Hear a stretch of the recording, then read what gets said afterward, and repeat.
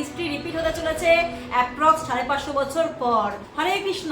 তো কিসের history repeat হতে চলেছে এখন সেটা জানবো। সেটা হচ্ছে গিয়ে আমরা সবাই জানি যে আগামীকাল 3 মার্চ গৌরাঙ্গ মহাপ্রভুর জন্মতিথি, মানে দোল উৎসব অনেকে বলে। তো এই জন্মতিথিতে একদম 550 বছর আগে গৌরাঙ্গ মহাপ্রভু যখন জন্ম নিয়েছিলেন নবদ্বীপ ধামে, তখন যেরকম নাকি গ্রহ নক্ষত্রগুলো ছিল, তিথিগুলো ছিল, এক্স্যাক্টলি সেরকমই এবছর আগামীকাল হতে চলেছে। হ্যাঁ, পূর্ণিমাতে গ্রহণ সচরাচর কিন্তু লাগে না, কিন্তু এবছর কিন্তু সেটাই হতে চলেছে। অ্যাপ্রক্স দুপুর 3টে থেকে সন্ধ্যা 7টা অবধি গ্রহণ থাকবে, যখন নাকি পূর্ণিমাও থাকবে।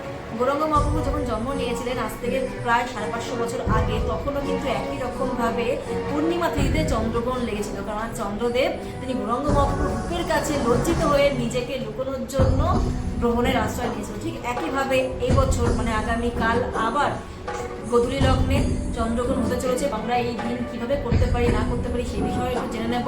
শ্রী গৌরাঙ্গ মহাপ্রভু যিনি রাধাকৃষ্ণের মিলিত রূপ, তিনি এই ধরাধামে কলিবদ্ধ জীবদের উদ্ধার করার জন্য গোলকের প্রেমধন হরিনাম সংকীর্তন নিয়ে এসেছিলেন। সব থেকে সহজ সরল পন্থা সেটা হচ্ছে কি হরিনাম জপের মাধ্যমেই আমরা কিভাবে ভগবত ধামে ফিরে যেতে পারি সেই জিনিসই ভগবান নিয়ে এসেছিলেন। তো আমরা কালকের দিনে কিভাবে গৌরাঙ্গ মহাপ্রভুর জন্মদিন, এই জন্মতিথি পালন করতে পারি সেটাও জেনে নেব।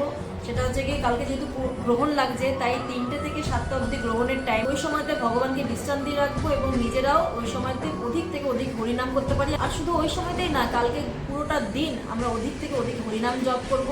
দেখো, ভক্তরা তো সারা বছর সারা দিন রোজই হরিনাম করে, কিন্তু যারা ভক্ত নও তারা কিন্তু কালকের দিনের সুযোগটা অবশ্যই নিতে পারবে। তো আমরা কালকের দিনে সন্ধ্যা 7টা অবধি ফাস্টিং করব, তারপরে ভগবানের অভিষেক দর্শন করব এবং সারাদিন ভগবানের নাম জপ করব এবং অনুকল্প প্রসাদ পাবো পেয়ে কালকের এই শুভ তিথি ভালো মতন পালন করব এবং গৌরাঙ্গ মহাপ্রভুর আনলিমিটেড মার্সি পাব। গৌরাঙ্গ মহাপ্রভুর শুভ আবির্ভাব তিথি মহোৎসব কি জয়।